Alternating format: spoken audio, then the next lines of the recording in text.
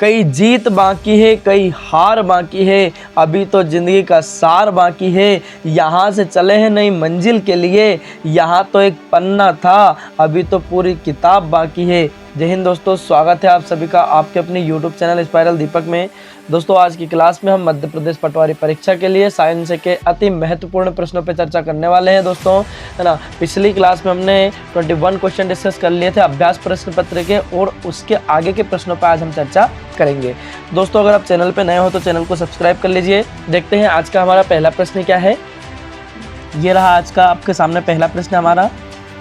शहद के लिए मधुमक्खियों के पालन को कहते हैं। अगर एग्जाम में आपसे प्रश्न पूछा जाए शहद के लिए मधुमक्खियों के पालन को कहते हैं, बताइए क्या कहते हैं। ऑप्शन ए है दोस्तों आपके पास में पीसी कल्चर, ऑप्शन बी है आपके पास हनी कल्चर, ऑप्शन सी है आपके पास में एपी कल्चर, ऑप्शन डी है आपके पास में हीमी कल्चर। बताइए दोस्तों सही आंसर क्या होगा। ऑप्शन ए है आपके पास में पीसी कल्चर, ऑप्शन बी है आपके पास हनी कल्चर, ऑप्शन सी आपके पास एपी कल्चर, ऑप्शन डी आपके पास में हीमी कल्चर। बताइए दोस्तों सही आंसर क्या होगा। ऑप्शन नंबर सी आपका एकदम करेक्ट आंसर होगा, एपी कल्चर कहलाता है। अगर पूछे कि भाई साहब मधुमक्खी पालन का अध्ययन क्या कहलाता है, एपी कल्चर कहलाता है। यह एग्जाम में आपसे प्रश्न पूछे शहद के लिए मधुमक्खियों के पालन को क्या कहते हैं, एपी कल्चर कहते हैं। याद रखिएगा क्या कहते हैं, एपी कल्चर कहते हैं दोस्तों। अति महत्वपूर्ण प्रश्न है एग्जाम की दृष्टि से ये, है ना। अंतिम समय की जंग है दोस्तों, या तो जान लगा दो या फिर जाने दो, है ना। बढ़ते हैं अगले प्रश्न की तरफ कि आज का हमारा अगला प्रश्न क्या है, देखते हैं। ये रहा आज का अगला प्रश्न आपके सामने, प्रश्न क्रमांक 23। देखते हैं क्या है। ये है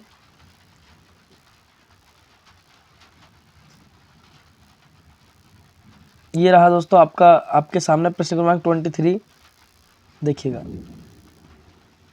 प्रश्न में कहा गया मानव शरीर में आधारभूत निर्माण इकाइयां होती है।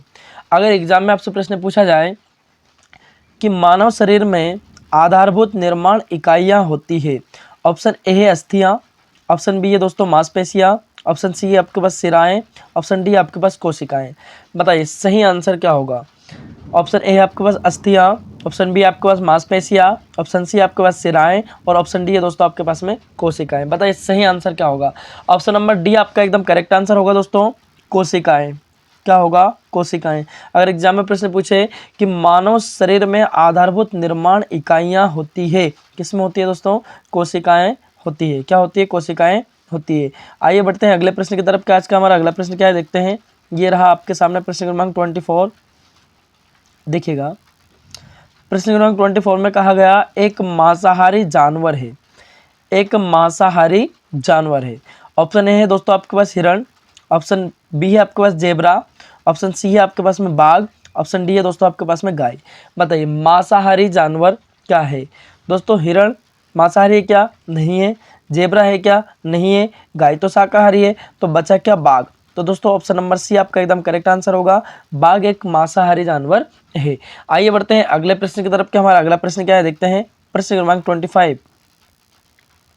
ये रहा दोस्तों आपके सामने प्रश्न क्रमांक 25। देखिएगा मच्छर के अंडों की खोज आप कहाँ करेंगे, बताइए। मच्छर के अंडों की खोज आप कहाँ करेंगे, बताइए। ऑप्शन ए है दोस्तों आपके पास नदी, ऑप्शन बी है आपके पास समुद्र, ऑप्शन सी है आपके पास झरने, ऑप्शन डी है दोस्तों आपके पास तालाब। बताइए सही आंसर क्या होगा। ऑप्शन ए है नदी, ऑप्शन बी है समुद्र, ऑप्शन सी है झरने, ऑप्शन डी है दोस्तों तालाब। मच्छर के अंडों की खोज आप कहाँ करेंगे, बताइए। तो दोस्तों नदी बहती रहती है, तो यहाँ पे पानी जमा नहीं होगा तो मच्छर पैदा नहीं होंगे यहाँ पे, समुद्र में भी नहीं होंगे, है ना, झरने में भी नहीं होंगे। तो ऑप्शन डी आपका एकदम करेक्ट आंसर होगा, तालाब। क्या होगा, तालाब। तो मच्छर के अंडों की खोज आप कहाँ करेंगे, तालाब में करेंगे। आइए बढ़ते हैं दोस्तों अगले प्रश्न की तरफ कि आज का हमारा अगला प्रश्न क्या है, देखते हैं। ये रहा प्रश्न क्रमांक 26। जानवर जो विशिष्ट रूप से केवल किसी विशेष क्षेत्र में पाए जाते हैं को कहा जाता है, बताइए। ऑप्शन ए आपके पास में लुप्त नस्ल, ऑप्शन बी आपके पास स्थानिक नस्ल, ऑप्शन सी आपके पास दुर्लभ नस्ल, ऑप्शन डी है दोस्तों आपके पास में प्रवासी नस्ल। बताइए सही आंसर क्या होगा। ऑप्शन ए है लुप्त नस्ल, ऑप्शन बी है स्थानिक नस्ल, ऑप्शन सी है दुर्लभ नस्ल, ऑप्शन डी आपके पास में प्रवासी नस्ल। बताइए दोस्तों सही आंसर क्या होगा। ऑप्शन नंबर बी आपका एकदम करेक्ट आंसर होगा, स्थानिक नस्ल। अगर पूछे कि जानवर जो विशिष्ट रूप से केवल किसी विशेष क्षेत्र में पाए जाते हैं को कहा जाता है, क्या कहा जाता है? स्थानिक नस्ल कहा जाता है। क्या कहा जाता है दोस्तों? स्थानिक नस्ल कहा जाता है। आइए बढ़ते हैं अगले प्रश्न की तरफ, देखते हैं हमारा अगला प्रश्न क्या है। ये रहा प्रश्न क्रमांक 27। देखिएगा, टेडपोल का एक विकासशील चरण है। अगर एग्जाम में प्रश्न पूछा जाए टेडपोल का एक विकासशील चरण है, ऑप्शन ए है दोस्तों आपके पास मानव, ऑप्शन बी है मछली, ऑप्शन सी है मेंढक और ऑप्शन डी है दोस्तों गाय। बताइए सही आंसर क्या होगा? ऑप्शन ए है आपके पास में मानव, ऑप्शन बी है मछली, ऑप्शन सी है मेंढक, ऑप्शन डी है गाय। बताइए दोस्तों सही आंसर क्या होगा? ऑप्शन नंबर सी आपका एकदम करेक्ट आंसर होगा, मेंढक, है ना। टेडपोल का एक विकासशील चरण है क्या? मेंढक। आइए बढ़ते दोस्तों अगले प्रश्न की तरफ, देखते हैं हमारा प्रश्न क्रमांक 28 क्या है। इनमें से कौन सा एक अंडज जीव नहीं है? इनमें से कौन सा एक अंडज जीव नहीं है? ऑप्शन ए है आपके पास में मुर्गी, ऑप्शन बी है आपके पास मेंढक, ऑप्शन सी है आपके पास तितली और ऑप्शन डी है दोस्तों आपके पास में कुत्ता। बताइए सही आंसर क्या होगा? अगर एग्जाम में आपसे प्रश्न पूछा जाए कि इनमें से कौन सा एक अंडज जीव नहीं है, मतलब अंडे नहीं देता है, तो मुर्गी अंडे देती है, ये उत्तर नहीं होगा। मेंढक भी है ना, ये भी आंसर नहीं होगा। तितली है, तितली भी आंसर नहीं होगा। तो दोस्तों जो कुत्ता है वो अंडे नहीं देता है। तो सही आंसर क्या होगा? इनमें से कौन सा एक अंडज जीव नहीं है, तो क्या है? कुत्ता। सही आंसर क्या होगा दोस्तों? ऑप्शन नंबर डी आपका एकदम करेक्ट आंसर होगा, कुत्ता। आइए बढ़ते हैं अगले प्रश्न की तरफ, देखते हैं अगला प्रश्न क्या है हमारा। ये रहा आपके सामने अगला प्रश्न, प्रश्न क्रमांक 29। इनमें से कौन सा पशु सबसे बड़ा शिशु को जन्म देता है? इनमें से कौन सा पशु सबसे बड़े शिशु को जन्म देता है? दोस्तों ऑप्शन नंबर ए है ऊंट, ऑप्शन बी सिंह, ऑप्शन सी है हाथी और ऑप्शन डी है ब्लू व्हेल। बताइए दोस्तों सही आंसर क्या होगा? ऑप्शन ए है ऊंट, ऑप्शन बी है दोस्तों सिंह, ऑप्शन सी है हाथी, ऑप्शन डी है ब्लू व्हेल। बताइए दोस्तों सही आंसर क्या होगा? दोस्तों ऑप्शन नंबर डी आपका एकदम करेक्ट आंसर होगा, ब्लू व्हेल। जो ब्लू व्हेल होता है ये सबसे बड़े शिशु को जन्म देती है। जो मछली ब्लू व्हेल है ये सबसे बड़े शिशु को जन्म देती है। आइए बढ़ते हैं अगले प्रश्न की तरफ, क्या हमारा अगला प्रश्न क्या है देखते हैं। प्रश्न क्रमांक 30। कुत्ते का वैज्ञानिक नाम क्या है? बताइए कुत्ते का वैज्ञानिक नाम क्या है? दोस्तों ये मध्य प्रदेश पटवारी परीक्षा के लिए अति महत्वपूर्ण प्रश्न है दोस्तों। यहीं से एग्जाम में प्रश्न छपेगा साइंस का, है ना। बहुत ज़्यादा इंपॉर्टेंट क्वेश्चन है दोस्तों ये, है ना। कुत्ते का वैज्ञानिक नाम क्या है बताइए। ऑप्शन ए आपके पास में फेलिस डोमेस्टिका, ऑप्शन बी आपके पास कैनिस फैमिलियर्स, ऑप्शन सी आपके पास बॉस इंडिकस, ऑप्शन डी आपके पास में होमो सेपियंस। बताइए कुत्ते का वैज्ञानिक नाम क्या है? हमारा सही आंसर क्या होगा बताइए। ऑप्शन ए है फेलिस डोमेस्टिका, ऑप्शन बी है कैनिस फैमिलियर्स, ऑप्शन सी है बॉस इंडिकस, ऑप्शन डी है होमो सेपियंस। दोस्तों ऑप्शन नंबर बी आपका एकदम करेक्ट आंसर होगा, कैनिस फैमिलियार्स। कुत्ते का वैज्ञानिक नाम क्या है? कैनिस फैमिलियार्स है।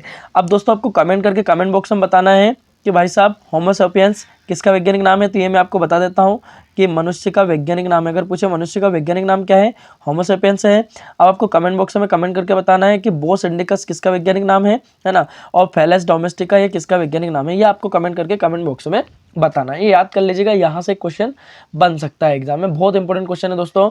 आइए बढ़ते हैं अगले प्रश्न की तरफ, का हमारा अगला प्रश्न क्या है देखते हैं, है ना। इसी टाइप के क्वेश्चन एग्जाम में पूछे जाएंगे, है ना। देखिएगा कौन सा पक्षी उड़ता नहीं है? बताइए कौन सा पक्षी उड़ता नहीं है। ऑप्शन ए है दोस्तों आपके पास शुतुरमुर्ग, ऑप्शन बी आपके पास उल्लू, ऑप्शन सी आपके पास मैना, ऑप्शन डी है इनमें से कोई नहीं। बताइए सही आंसर क्या होगा।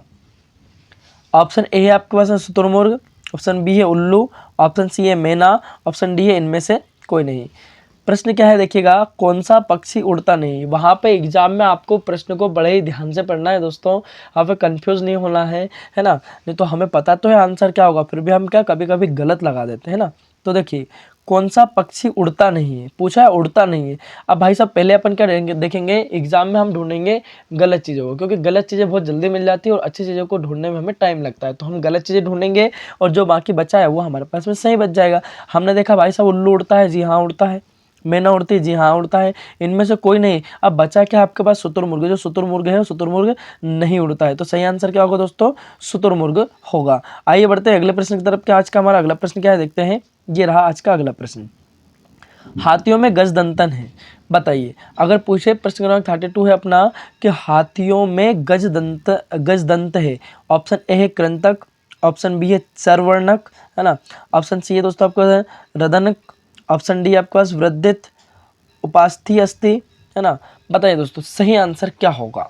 हाथियों में गज दंत है क्या, तो ऑप्शन नंबर ए आपका करेक्ट आंसर होगा दोस्तों, कृंतक। क्या होगा, कृंतक एकदम करेक्ट आंसर होगा। हाथियों में गजदंत क्या है, कृंतक है। आइए बढ़ते दोस्तों अगले प्रश्न की तरफ, देखते हैं अगला प्रश्न क्या है हमारा आज का। ये रहा आज का अगला प्रश्न, देखिएगा। इनमें से कौन सा स्तनधारी प्राणी है। अगर पूछे एग्जाम में आपसे कि इनमें से कौन सा स्तनधारी प्राणी है, ऑप्शन ए है चमगादड़, ऑप्शन बी है गिद्ध, ऑप्शन सी है उल्लू और ऑप्शन डी है दोस्तों बाज। बताइए सही आंसर क्या होगा है ना। इनमें से कौन सा स्तनधारी प्राणी है, ऑप्शन ए है चमगादड़, ऑप्शन बी है गिद्ध, ऑप्शन सी है उल्लू और ऑप्शन डी है बाज। बताइए दोस्तों सही आंसर क्या होगा। ऑप्शन नंबर ए आपका एकदम करेक्ट आंसर होगा, चमगादड़। जो चमगादड़ है वो स्तनधारी प्राणी है। आइए बढ़ते दोस्तों अगले प्रश्न की तरफ। क्या आज का हमारा अगला प्रश्न क्या है, देखते हैं। देखिएगा प्रश्न में है, पहले अपन देख लेते हैं किस टॉपिक पे प्रश्न बनने वाले हैं। भोजन, पोषण एवं पाचन तंत्र पे प्रश्न बनने वाले हैं। अब क्वेश्चन है हमारा, एक वयस्क मानव का पूरा पाचन तंत्र अर्थात मुंह से गुदा तक मीटर लंबा होता है। कितने मीटर लंबा होता है, वेरी इंपॉर्टेंट क्वेश्चन है दोस्तों। देखिएगा एक वयस्क मानव का पूरा पाचन तंत्र अर्थात मुंह से गुदा तक, है ना, कितने मीटर लंबा होता है बताइए। ऑप्शन ए है आपके पास 8 मीटर, ऑप्शन बी है 7, ऑप्शन सी है 10 और ऑप्शन डी है 9। बताइए दोस्तों सही आंसर क्या होगा। ऑप्शन ए है आपके पास में 8, ऑप्शन बी है आपके पास 7, ऑप्शन सी है आपके पास 10, ऑप्शन डी है आपके पास 9। बताइए दोस्तों सही आंसर क्या होगा। तो सही आंसर होगा आपका ऑप्शन नंबर डी, एकदम करेक्ट आंसर होगा। 9 मीटर लंबा है दोस्तों। कितना लंबा है पाचन तंत्र हमारा, 9 मीटर लंबा है। आइए बढ़ते हैं अगले प्रश्न की तरफ, देखते हैं अगला प्रश्न क्या हमारा। ये रहा आज का अगला प्रश्न आपके सामने, देखिएगा। भोजन से प्राप्त ऊर्जा को कैसे मापा जाता है, बताइए। भोजन से प्राप्त ऊर्जा को कैसे मापा जाता है। ऑप्शन ए है आपके पास में कैलोरीज, ऑप्शन बी आपके पास में केल्विन, ऑप्शन सी आपके पास वसा, ऑप्शन डी आपके पास में एम्पियर्स। बताइए भोजन से प्राप्त ऊर्जा को कैसे मापा जाता है। ऑप्शन ए आपके पास कैलोरीज, ऑप्शन बी आपके पास केल्विन, ऑप्शन सी आपके पास वसा, ऑप्शन डी आपके पास एम्पियर्स। बताइए दोस्तों सही आंसर क्या होगा। ऑप्शन नंबर ए आपका एकदम करेक्ट आंसर होगा, कैलोरीज। क्या होगा, कैलोरीज। क्या होगा दोस्तों, कैलोरीज। भोजन से प्राप्त ऊर्जा को कैसे मापा जाता है, कैलोरीज से मापा जाता है। किससे मापा जाता है, कैलोरीज से मापा जाता है।